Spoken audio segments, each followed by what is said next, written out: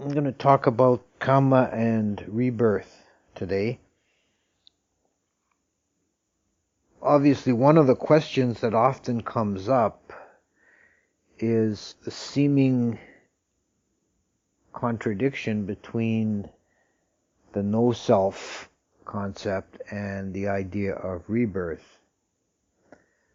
To begin with, that's why in English we always say rebirth rather than reincarnation, because we want to get away from the sense that things are being reborn, that there's anything that's being reincarnated. Reincarnation, the word implies that there's some thing that's being moved from body to body. Rebirth is just a coming again to birth.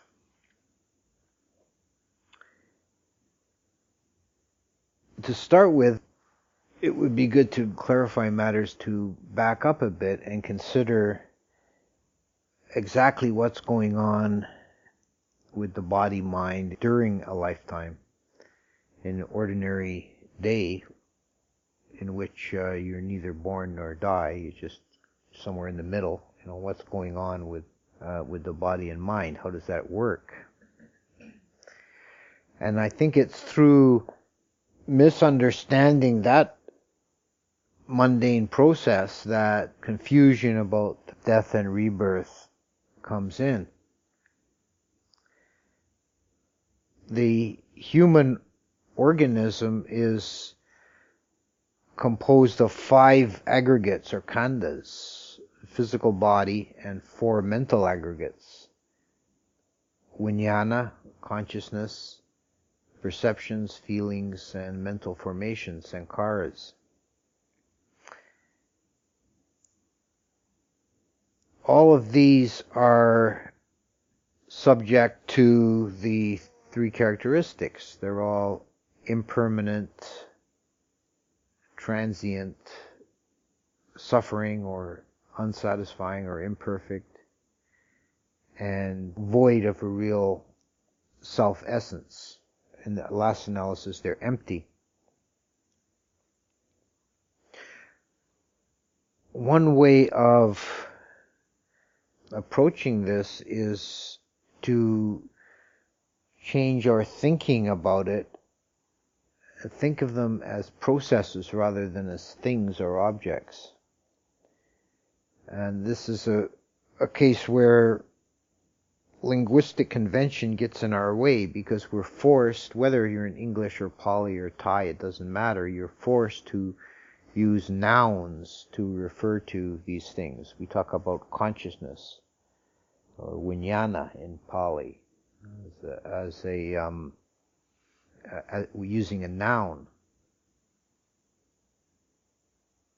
Pali is perhaps a little bit less misleading because all of these nouns are derived from verbs. They're participles of verbs. Vijnana is derived from the verb to know, janati. So there really isn't a thing we could call consciousness. There's a process of knowing. There's an ongoing process of knowing. Even the body, which seems so solid, is a process. It's an endless flux of material that's being moved in and out, and is never, from moment to moment, it's never exactly the same.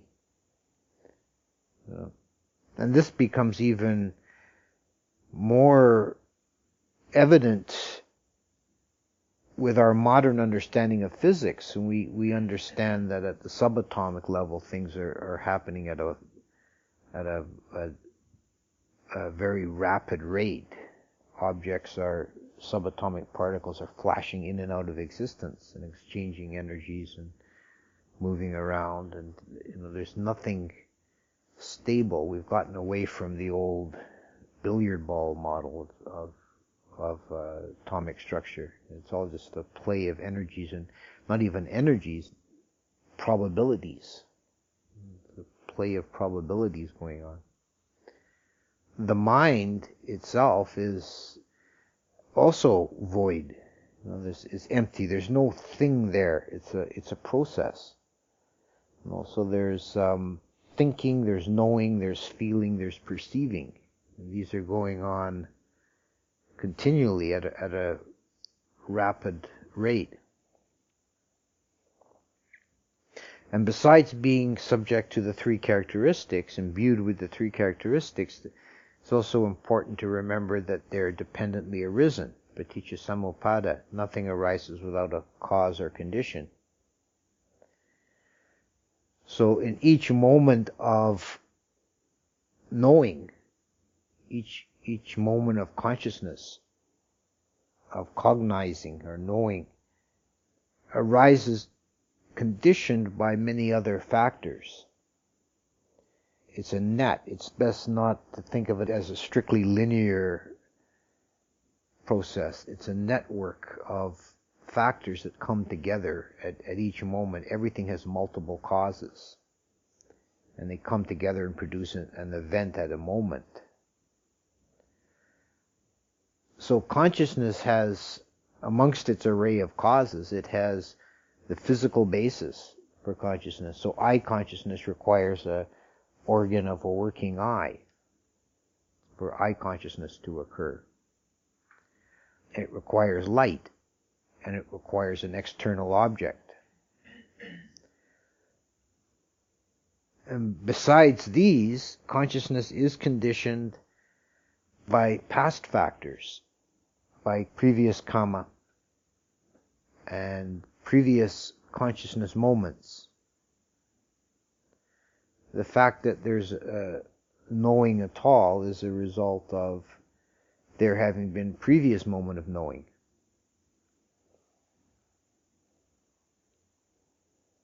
This whole idea of dependent arising is very central to the Buddhist way of thinking, the Buddhist philosophy, Buddhist thought. The Buddha himself said, "He who sees the dependent origination sees the Dhamma." This is the crux of it, and it is used. The teaching is used in different ways in different places. And one of the ways it's used is as a counter to false views of arbitrary or randomness. The Buddha teaches that things are orderly, that they arise because of past conditions. It would be entirely outside the Buddha's teaching to imagine that a moment of consciousness could arise without prior cause. Just out of what phrase that comes from Western thought is creation ex nihilo, creation out of nothing. That doesn't occur in Buddhism. There's no moment of consciousness that is possible unless there's been a previous moment of consciousness as one of the factors feeding into it. So think of consciousness as a process, not a substance, and think of it as dependently arisen from causes past and present. Present causes being things like the eye and the object and a beam of light. Past causes being previous Kamma and previous consciousness moments. Now, the logical implication of this is that if we trace the consciousness moments in our life back, there obviously must have been some first moment in this lifetime. And that moment cannot have arisen without cause and condition. So there must have been a previous moment not part of this life continuum as one of the factors feeding into it. That consciousness had to arise due to a previous consciousness. So it becomes maybe a little easier to understand the idea of rebirth if we look backwards rather than forwards. Trace it back to our first experience in this life, which none of us can remember, but there must have been a first moment. And prior to that, there was some other moment somewhere else that we also don't likely remember. So looking at it that way, we see no contradiction with the idea of not self. There's an ongoing process of cause and effect. There's no self that's moved. There's nothing that's moved that's come over in a physical way. There's no substance that's come over from the previous lifetime, but there's a continuity of cause and effect. Now, how it's understood to work, change gears and going forward in the life to the end of the life, up till this point, the consciousness has been continuing in each moment in a mutual relationship with the body. The body and mind mutually affect each other. And that's quite simple to understand, that the mind affects the body. You can decide with your mind, you can make a decision, I'm sick of listening to this Dhamma talk, I'm going to get up and walk out. And the mind makes that decision, then the body moves. The mind moves the body.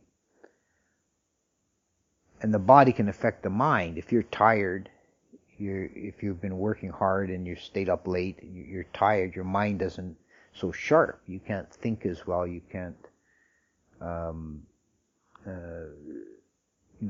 couldn't at that time take on some difficult mathematical problem and expect to make any headway. I need a night's sleep because I'm tired. And it's the body's tired and affects the mind. So body and mind mutually affect each other. And when the time comes that the body is no longer functioning at death, then the mind, if the person, assuming the great majority of cases is where the person dies is not an arahant. It's an entirely different situation if the person's an arahant or a Buddha. But if the person dies is not yet fully enlightened, then there will still be craving and there will still be karma. And these condition the next moment of consciousness.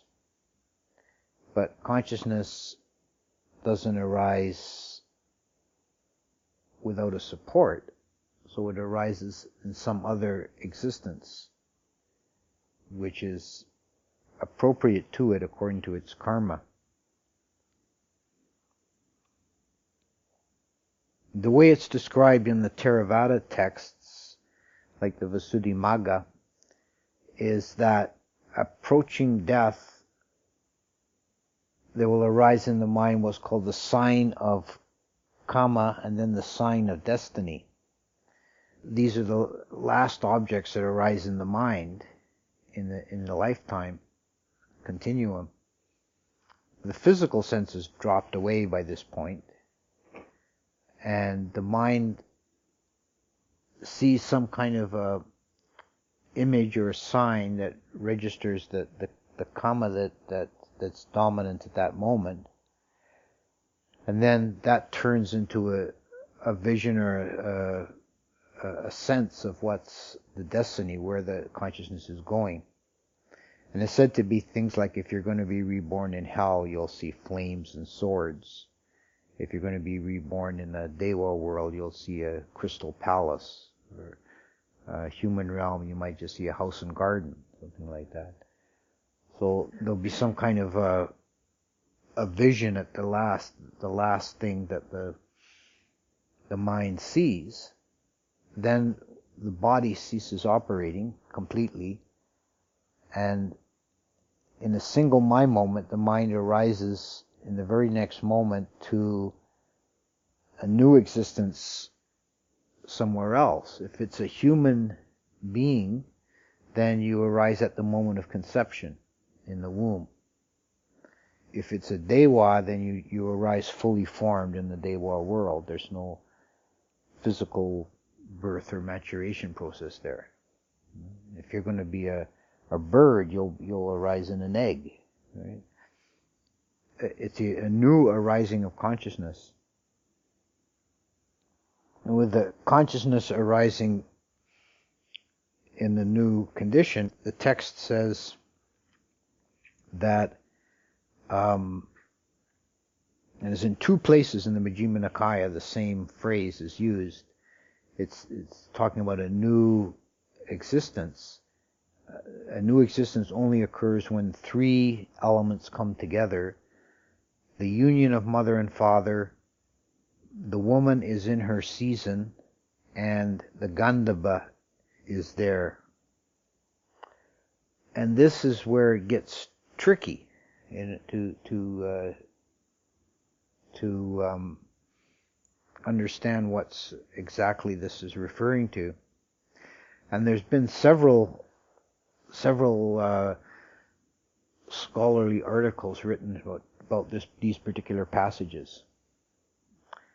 The issue is that in the Theravada scheme, which I've just outlined, there's no intermediate state between death and birth. You die and then you're immediately reborn, or birth actually meaning conception, but you're in a new body. Some of you will have been, a few years ago, we did our book study on the Tibetan book of the living and dying, and you'll recall that the Tibetan system is quite different. There's quite an elaborate series of processes they call the bardal that the person goes through in between death and birth. The idea that in Theravada that there is no intermediate state, that the Pali is antarabhava, in between state, has been a kind of a problem for the tradition, and there's a couple of texts in the canon that make that difficult, and this one about the Gandhabba seeking rebirth is one of them. The sub-commentary to that passage, sub-commentaries are quite late texts written in Sri Lanka, like medieval period, basically tries to explain it away as a figure of speech, that saying that the consciousness is arising according to the appropriate sign that it senses, using the word nimitta for sign. And as a figure of speech, we say it smells the place of rebirth. The word scent or odor in Pali is gandha, and the Gandhabba could be read as one who smells. That seems like a contrived explanation. Gandhabba elsewhere, well, there's a couple of different uses of the word. One is the celestial musicians in the heaven worlds. This doesn't really apply very much here, but there's another use of the word Gandhabba in a section of the Samyutta Nikaya that talks about different classes of beings. The Gandhabas are said to be like minor devas that fly through the air and live off scents. They live off the scents of flowers and of wood and of vegetable life of all kinds, roots, leaves, flowers, and so on. So kind of a class of minor deva, another sort of forest being that flits about like little fairy beings. The word Gandhabba popping up in this passage about rebirth is quite strange. There is another text outside the Theravada tradition. It's quite important in other schools of Buddhism, the Abhidharmakosha. It's a Sarvastivadin text, and Sarvastivada was one of the early schools, pre-Mahayana schools, but the Abhidharmakosha has been adopted by, for example, the Tibetans. A lot of their teachings are based on Abhidharmakosha. And it expands on the idea of a Gandhabba as being a kind of an intermediate state, that when you die, you become a Gandhabba, and you fly through the air to the place of your subsequent rebirth. And nothing can impede a Gandhabba. They can fly through walls or solid rock or anything. And they exist for a period of time that is debatable, and this is said in the text that there's different opinions about the length of time, whether it's 7 days or 49 days or indefinite. 49 days would accord to the Tibetan system.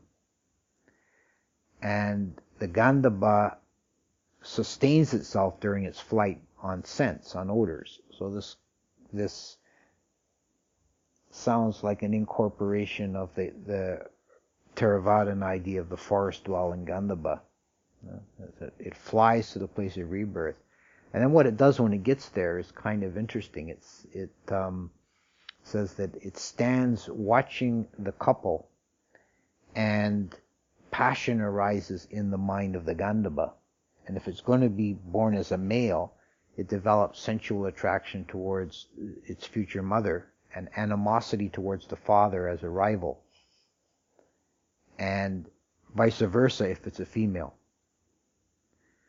And then it seeks out the place of union and is under the delusion that it's itself, involved in the act.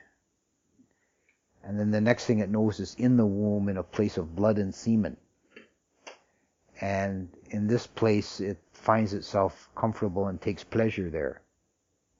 And then it dies as a Gandhabba and becomes a human embryo. So it's quite a curious expressions. It seems to me this system was known to the commentator, not the sub-commentator, but the commentator, Buddhaghosa, because his commentary to that passage, he explicitly says the Gandhabba is not an entity standing there watching the couple. It is merely consciousness coming to that place through the mechanism of Kamma. So it sounds like he knew about that system, that other interpretation, and rejected it. So the bottom line is that there was very early on, there was different understandings and ways of interpreting it. All we have from the Buddha's words himself is that enigmatic passage that says that the mother and father coupling, the woman is in her season, and the Gandhabba is there.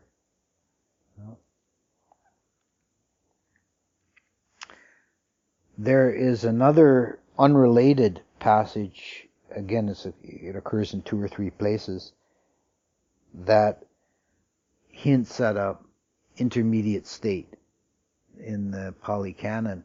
I won't get into this too much because it gets really technical, but it's talking about the different kinds of anagamis. That's the 3rd stage of enlightenment. And there's 5 different kinds of anagamis depending on how long it takes them after becoming an anagami to become an arahant. And someone who dies as an anagami is reborn in the Pure Land, Suddhavasa. It's a high Brahma world. They never come back there. Anagami means non-returner. They never return to this human existence. And one of the kinds, the name interprets as attains in the interval. And the commentator says that means that they become an arahant during the first half of their lifespan in the pure realm.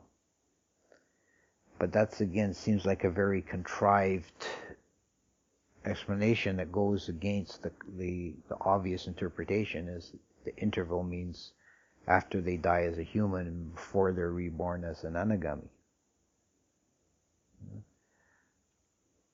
And that passage is cited in the Katawatu. This is a text that has the book of debates, where the different schools of Buddhism are debating each other. And it's a Theravada text, so the Theravada guy always wins. But they have a number of, it was probably meant as a debating manual. And there's a number of controversial points, and then there'll be a summary point, counterpoint argument. And the one on the intermediate state has someone from another school arguing against the Theravada, citing that passage as claiming that proves there is an intermediate state. So it was quite early on that was looked at as that was another way of interpreting.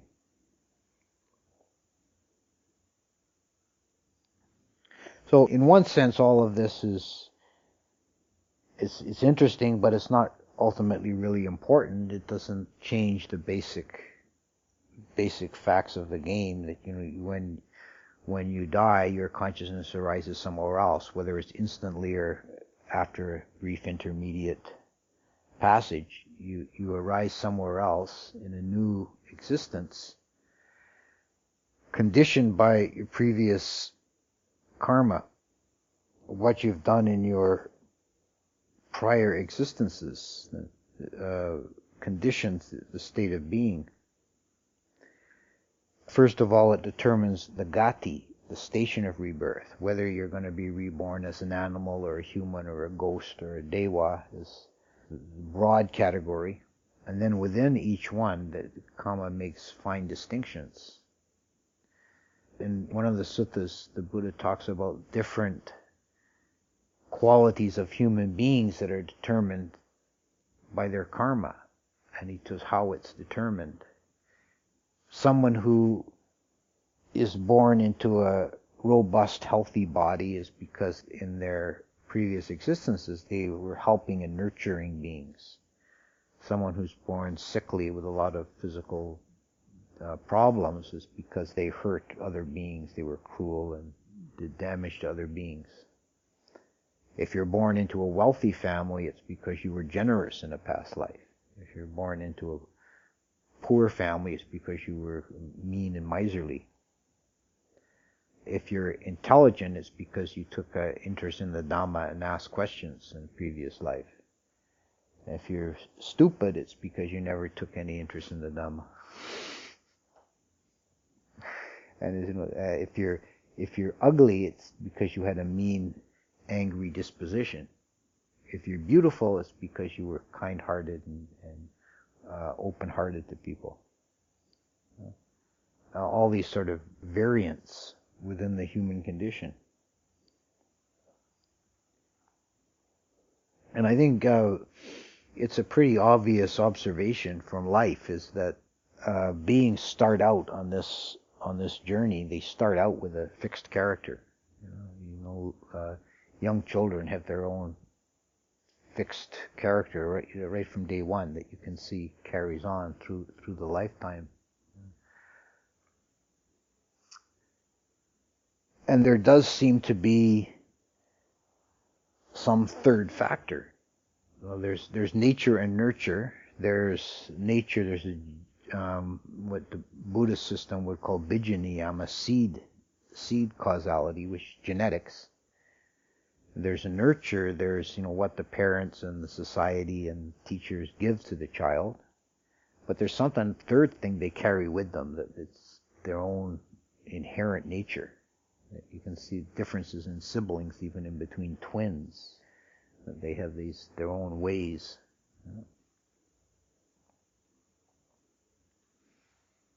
And we don't seem to generally recall our past lives, and that's because the death and rebirth process is so traumatic. It's all lost in that traumatic transition. But it's another thing that occurs to me that's kind of interesting is I have read someplace that they've discovered that embryos dream. They can see the brain waves and they can see the eye movements, rapid eye movements. So if embryos in the womb are dreaming, what are they dreaming about? What could they possibly have as material for a dream? Our dreams are composed of fragmented bits and pieces of memory, right? Worked over. But what can an embryo have to dream about? There has to be something there. And there are cases of young children remembering things from past lives. And there's a whole study been done about that. This Ian Stevenson, this famous writer who's collected numerous cases. He's dead now, but there's a foundation in his name that carries on his work, and they collect stories from children that remember things, and then investigate and see if there's validity to it.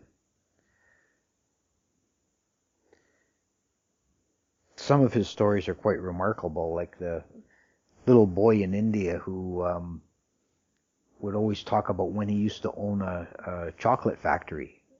So his parents, of course, they think that's like a obvious fantasy thing. A little kid owns a chocolate factory, but he was quite insistent about it, and he started coming up with details about where it was located and so forth. So the father one day just took him to that place in the car where he said the address where this chocolate factory was, and there was a chocolate factory there. And the kid gets all excited, and he goes in, he starts calling people by name in the place. And he used to own this chocolate factory, and these were his workers. And then he started dressing somebody down because the machine wasn't cleaned properly. He says, I always told you this machine has to be cleaned thoroughly.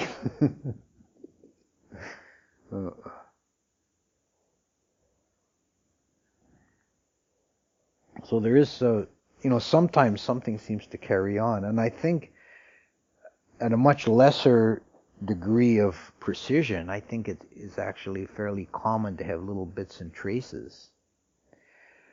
One way it manifests past life traces is people sometimes have odd affinities to some particular foreign or obsolete archaic culture. Like somebody who's been raised in rural Ontario has always been fascinated by samurais all their life, and there's some connection to Japan in medieval times. Or people have these sort of odd interests that come from nowhere, some connection. I think it comes up in dreams. It's often muddled. It's not clear. Often it's mixed up with elements from the present life, but there's scenarios and things that arise in dreams that can come from previous lives. And you might wonder, where did that come from? Maybe it come from a previous life. There's also connections and affinities to other people. You meet somebody and you immediately feel a connection to them. You like this person. Or opposite, you just really have an animosity to this person for no reason, no logical reason. You just don't like them right away. There's some connections, some previous connections.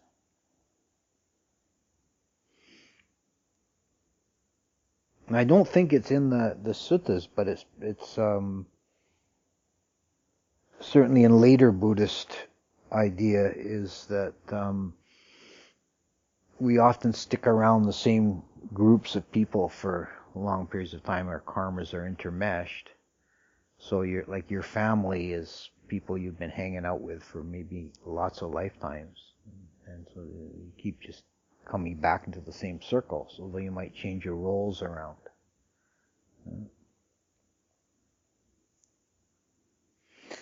Now this is interesting, but it's not ultimately very useful thinking too much about past lives. What's more important is to think about future lives. Where are you going, and what are you setting yourself up for? One kind of mental exercise that's kind of useful is to imagine this life as a past life. What's sort of the dominant themes that are running through this life that are said that could set karmic patterns that'll unfold in the future? And what can you do to improve your chances to get a better shot next time?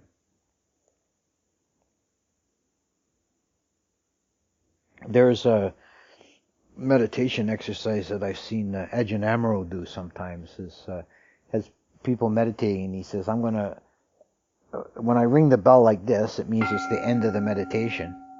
But if I just tap it like this, it's not the end of the meditation, but I want you to immediately ask yourself, where's my mind right now? If I was reborn, what realm would I go to? Are you thinking Deva-like thoughts or animal-like thoughts, or are you so deep in samadhi that you'd get a Brahma birth? Where are you at this moment?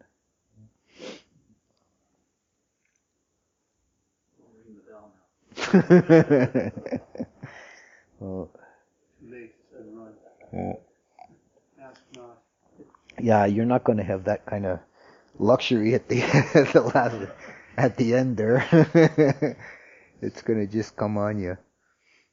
And the last thoughts you have in this life are considered to have a strong influence on where you were immediately reborn.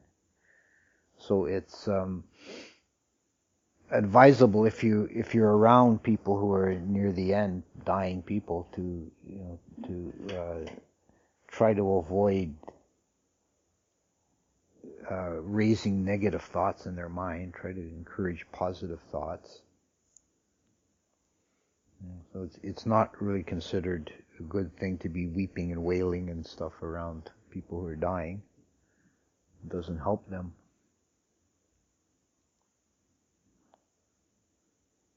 What they'll do sometimes in Asian countries, Buddhist countries, is make some kind of an offering on behalf of the person who's dying and let them know it. Let them see, like, oh, look, I bought this cloth. I'm going to donate to the monastery. You see this nice cloth.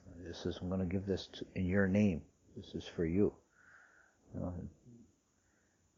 This kind of a thing to. So then they could, if they clue into it, then they can rise up in their mind happiness at a good deed that's in itself a positive karma.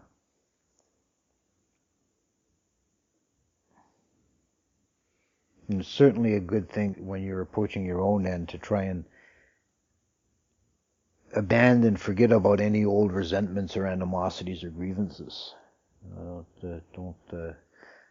Don't carry that stuff into the next life.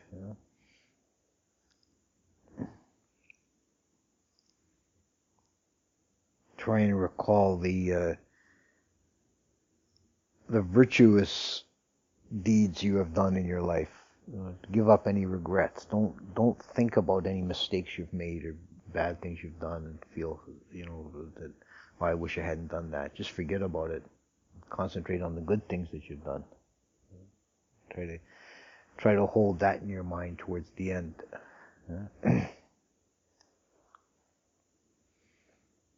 And then whether you become a Gandhava and flit through the flowers to the next place, or whether you just appear there instantaneously, it's still the same karma that's impelling the process of rebirth.